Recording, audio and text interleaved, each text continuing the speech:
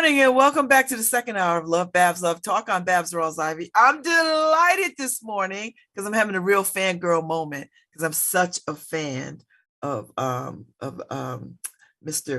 Winfred Rembert's work. And I have the book and I love the book.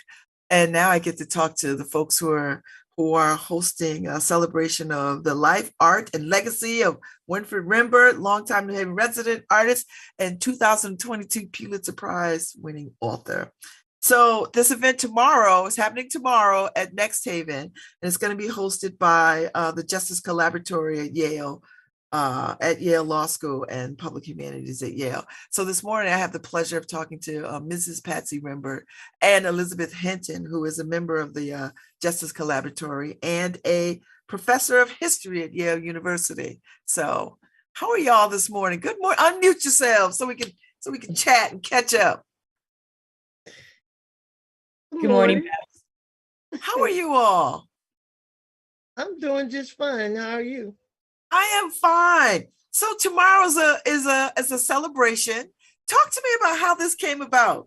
Because when I saw, this is how I came to know about this. I saw it somewhere. I must have saw it like on social media, and I registered. And then somebody, Beth, called me, sent me a message. She's like, "I saw you register. Do you want to talk to them?" I was like, "Are you kidding me? Do I want to talk to them?" Absolutely. So how did this come about? Talk to me about the planning of this and why this is happening. Well, I had nothing to do with the planning. All this was a surprise, and it was a delighted surprise. So maybe she know how it started. I don't.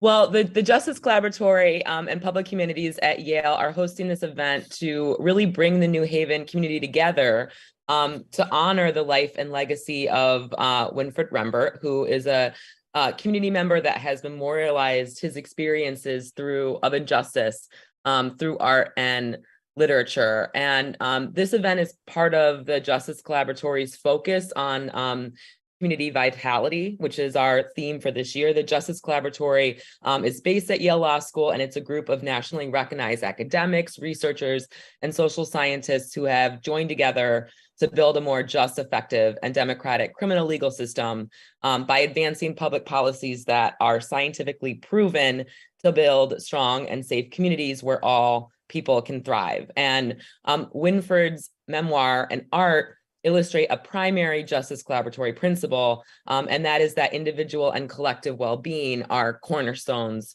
of justice. So we're just really excited to bring the community together to honor Winfred and also to honor Patsy and to be able to view his incredibly phenomenal and powerful art. It should be a truly special, memorable event. So we hope everybody will come out and join us.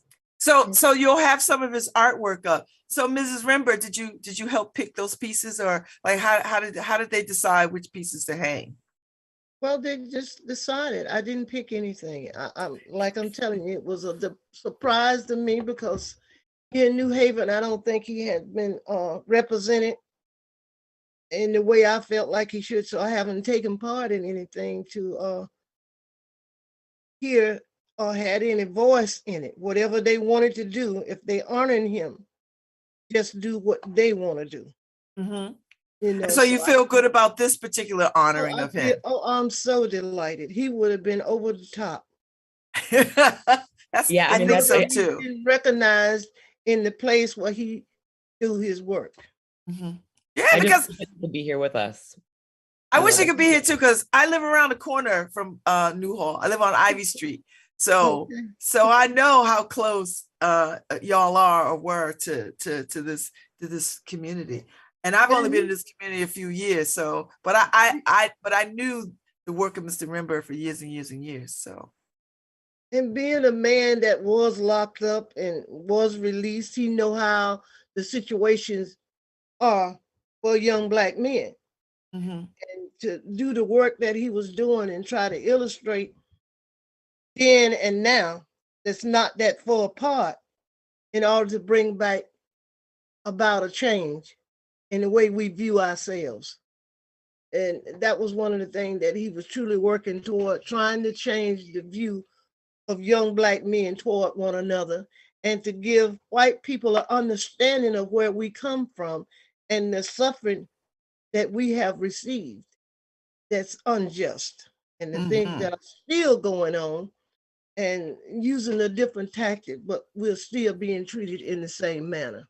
Yes, absolutely right. So Elizabeth, y'all assembled a panel of folks who will be talking about the life and times of the artist and author, Mr. Rembert. You've got Mrs. Rembert, Patsy Rembert. You have Erin Kelly, who's the co-author of the book.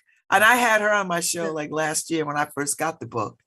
Reginald Dwayne Betts, who who we know. I was just with him the other night for the book talk he had with Nicholas Davidoff.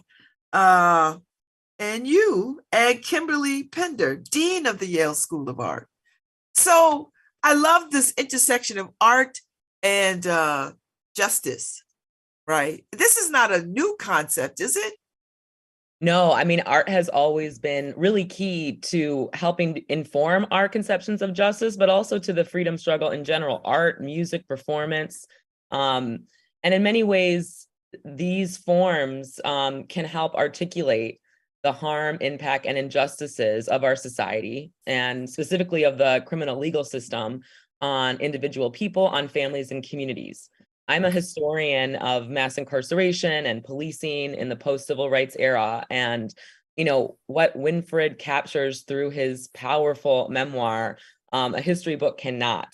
So in bearing witness to Winfred's personal story, we really all become part of setting the record straight. And it's through this kind of honest accounting of systemic violence that we can move forward toward justice in our criminal legal system.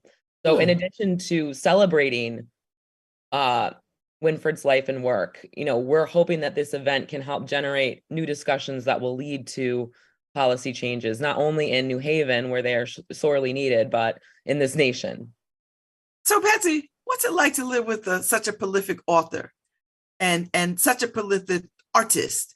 Like that means that, you know, some of that art, you sat right alongside that making of that art. So it kind of makes you the artist too, right? Because you're supporting and holding down this art. Not really. I was privileged to be his wife and to see the inside struggles that he was going through. And my point of view, I wanted the world to know about his plight in life. And the only way that I knew, we didn't have tape recorders, tape and everything happened, is that he could put down things that happened to him from memory, write down the words and what it meant to him. And that way he's telling the story of a lot of people. And that's what I wanted to convey, and that it wouldn't be forgotten, and neither would he. So that was my whole thing. And living with him, oh my God, he was God sent to me. I needed directions, and I needed someone who could understand me being a young woman when I married Winfred. I wasn't but 21. Whoa. I needed that guidance, you know, and he had patience and understanding. And that's what I needed. I was a privilege to be his wife. So, Elizabeth, when people come tomorrow night, what do you want people to experience? What's the experience? What do you want them to know? And how do we keep putting his message and artistry out there? Well, I really want people to come and celebrate, and I want this to be an event that memorializes, but also that brings joy to the community, even as we're tackling many of the injustices and forms of oppression and exploitation that Winfred experienced throughout his life. And I think, one of the things that's so powerful about both the memoir, but also Winfred's art, is that it really allows us to connect emotionally to this story, which is a thoroughly American story, which is, really, really captures so beautifully American history, Black history, and offers ways to think about how we might build a more equitable future. So, I'm hoping that in celebrating his life and work, it forces all of us to be more engaged, to be better, and to do better, both to ourselves and to other people and our larger communities.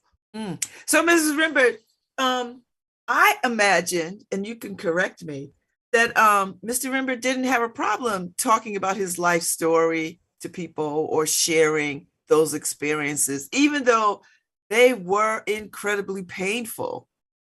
Yes, no, it was not easy. And for him, it took a long time for him. We was married for 5 years before I knew why he went to jail.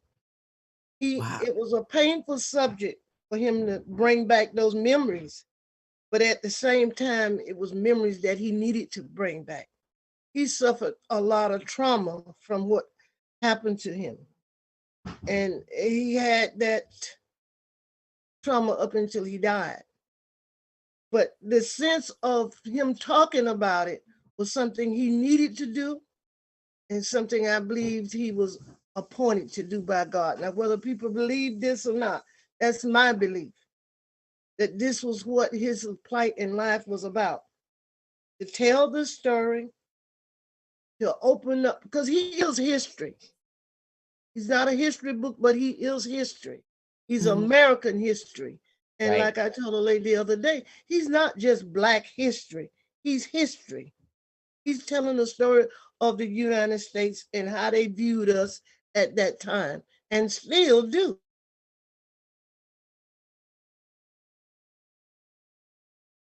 Oh, I lost your sound.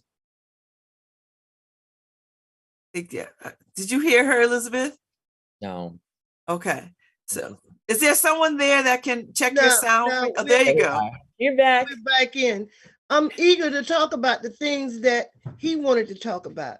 I'm eager to jump into the plan because I dropped out of all of the politics once he became sick. My attention was on him. But there's so much more that he wanted to do. And he left the blueprint for me to follow. And that's what I would like to do in his honor. Oh, I love that. So can you share with us the things that made him happy, the things that brought him the greatest joy? His children. He loved his children. Family life is what he liked most of all.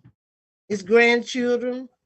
And this book is a testimony to what he had said before. He wanted his grandchildren to be able to remember him and know what his life was like and what he wanted for them. And education was the next. He didn't get a formal education because they didn't allow him to go to school. He got taught in prison how to read and write. When they were actually doing that, when they were actually teaching people how to read and write. I don't think they do that anymore. Well, we got a problem. But his thing is education. And he was a self-educated man. Every book he come across that was interesting, he was reading it. Every situation or person that he talked with had knowledge of things that went on and didn't. He was talking with them and intellecting with them. He educated himself about life and about the literary word, and with people. He educated himself. He was very well rounded with education, reading. It was nothing that he couldn't spell, nothing that he couldn't read. He was just, I thought he was magnificent, to be honest with you. He was I'm agreeing with you. I don't think anyone could disagree with that statement. So, Elizabeth, what does this mean to the justice community? What does a Winfred Rembert mean to a justice community? I mean, we still have ridiculous high numbers of folks being hypermass incarcerated, and we've got young people in and out, revolving door kind of situation. What can a life of this sort do for that community? How do we what happens when we tell the story to folks who come through systems? Well, I think, it's these kind of personal, deeply reflective firsthand accounts that actually do help move us towards change and help us understand how the system works. We can think about prison in a really abstract way. But for those who, don't know what the prison system's like, don't have loved ones who are behind bars or haven't experienced it themselves, Winfred has opened up that world to the world, essentially. And in revealing that story, we are moved then to change the system. I don't think anyone can walk away from reading Chasing Me to My Grave and think that the criminal legal system, the criminal justice system in the United States is not inherently racist and inherently unjust, and hopefully will then be moved to action. And I think historically, it's been these kind of firsthand accounts of oppression, but also resilience and triumph in that context of oppression that has moved to social change. Like, for instance, the distribution of slave narratives from Frederick Douglass on down during the antebellum period helped galvanize much of the American public towards the abolitionist movement that built support for the abolition of slavery. And so we hope as more people become aware of the impact of the criminal legal system on individual people, on families, on communities, on the human rights abuses within that system, that they will mobilize and move to change it. I like that. So Mrs. Rembert, how would you like the city, how would you like the world to hold your husband's art and artwork? How would you like us to hold that and share it and celebrate it? What are your thoughts on that? Well, my thoughts on that, I'm hoping that it's there forever and that they view it as a learning tool. He made tragedy look beautiful. And to not view things in a negative way, but in a positive way. But I want to go back to one point that she mentioned. The Black man's life, what Winfred is trying to convey to everybody, his life behind bars was never over. Even when he was set free, he was still behind bars. There was barriers put in his way, as it is to young Black men today. They are not free. They are still serving time, even when they've done what time they were supposed to do. They are still behind bars. They're never free. Even before they go behind bars, they're behind a sense of some kind of restriction. They only change the way, and Winfred is trying to show with this book, his words, his art, that things have not changed as much. Just the tactics that's being used have changed. But that's a very powerful statement. Mm-hmm. And so I imagine, Mrs. Rembert, that we can't ever lose sight of that, oftentimes when we see a historical, when we see people's history played out, we'll say, oh, well, that was then, this is now. And you're saying, oh, this is still then, this is still now. This is still now, it's still going on, but it's a different way in which it's being done. So it's, in other words, how your mother used to say, don't sweep that trash under the carpet. That is what's being done now. Sweeping it under the carpet and saying, okay, this is okay. But he wanted, most of all, for them to know the price that many paid for them to have the opportunity to go to school, to learn. So don't be fooled by your education that things are okay. It's not. It's not okay. It's just been swept under the rug. And there's so many examples that I could tell you about, but I don't want to go into it right now. But there are so many examples to prove what I'm saying, that we have not, the only thing, the surface have changed, and underneath it's the same. So we need to talk honestly and openly about these acts. And that's what Winfred's work is, trying to get people to see talk about what happened. Join in, not from an animosity point of view, but from a learning point of view. What can we bring from this book that will help and enable us to treat one another in a better light, even to ourselves? So Elizabeth, when you hear that, what does that mean to you? Does that strengthen the work that you do? Does that make you hopeful about how we can actually make some shift and change in the unjust system?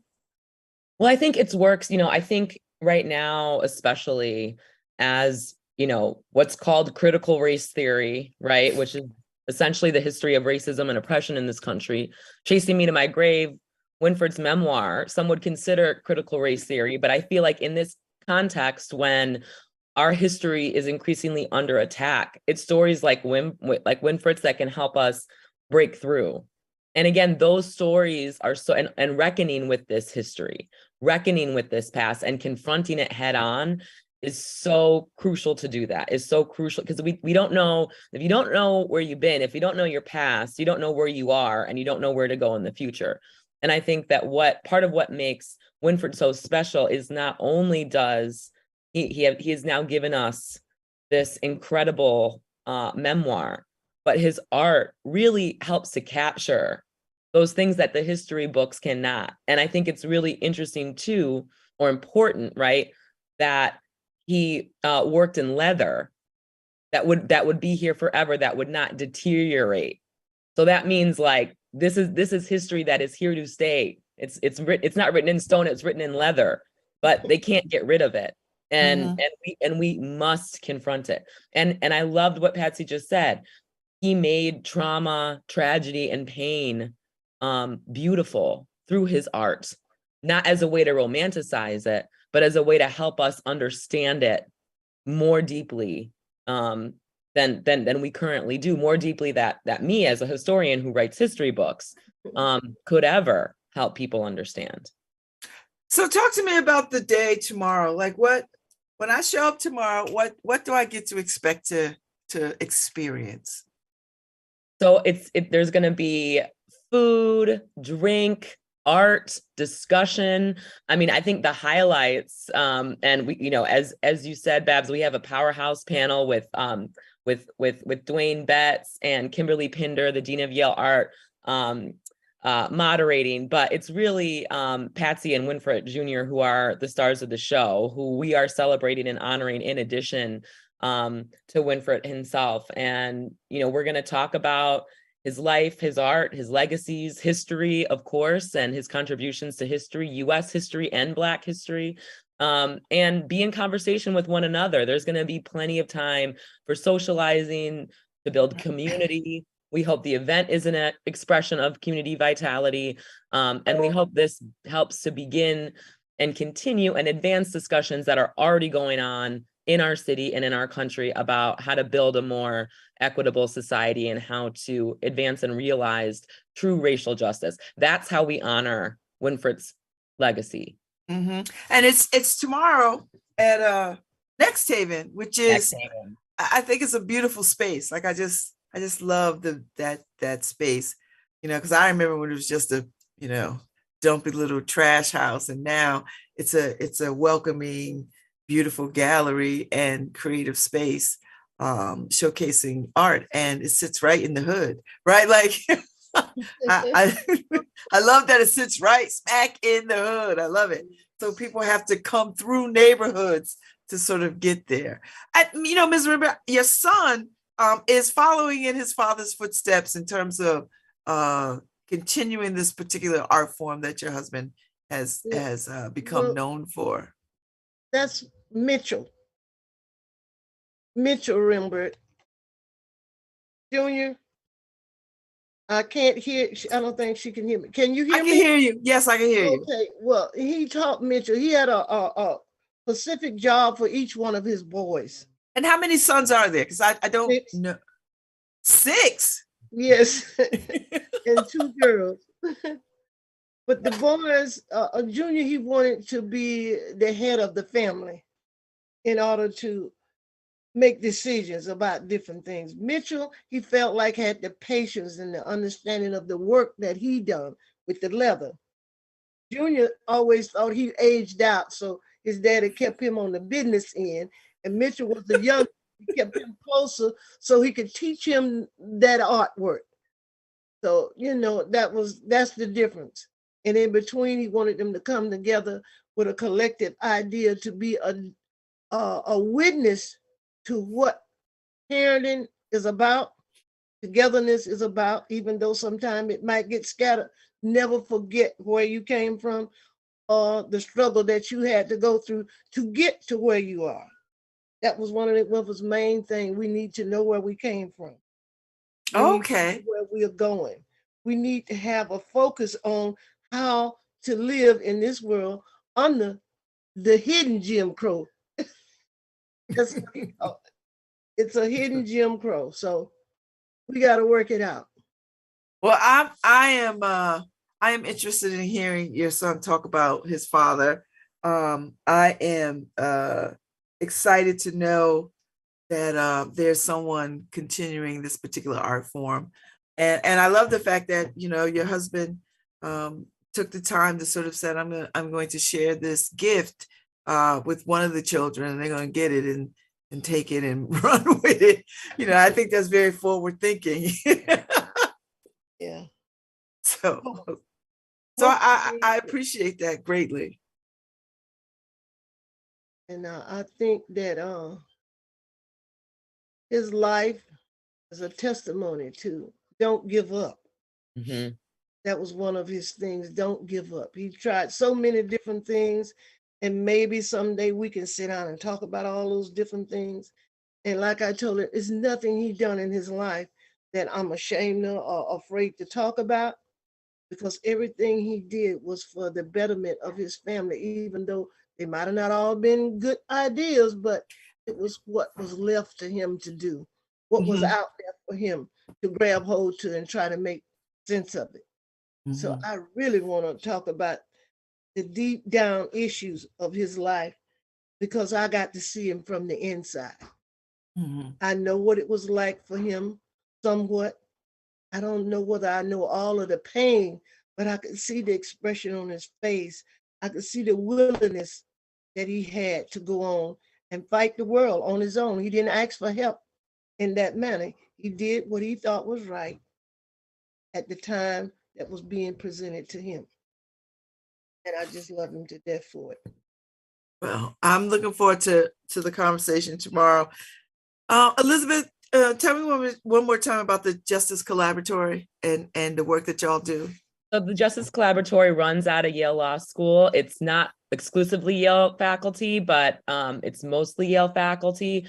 We're researchers, social scientists, academics who are trying to use our research to actually make real transformative change in the world, and to help support and inspire and advance vibrant, healthy, and safe communities.